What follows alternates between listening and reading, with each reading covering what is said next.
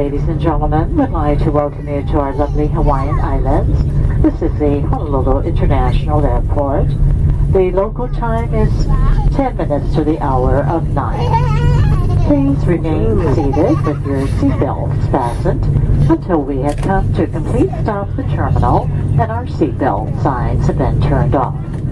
Please check about your seat area and the overhead compartments for all personal belongings, and please use caution upon opening the overhead compartments, as some of the items inside may have shifted during flight.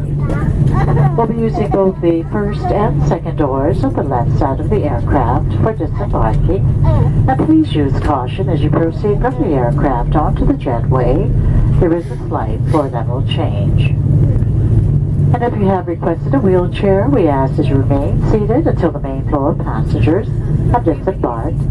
It will allow us time to get your wheelchairs to plane side, and at that time better assist you. So once again, if you have requested a wheelchair, please remain seated.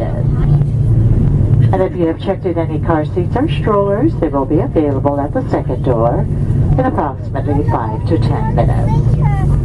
And if you can access your cell phones from a seated position, you may use them at this time. On behalf of Hawaiian, your entire flight crew, I'd like to thank you for flying with us.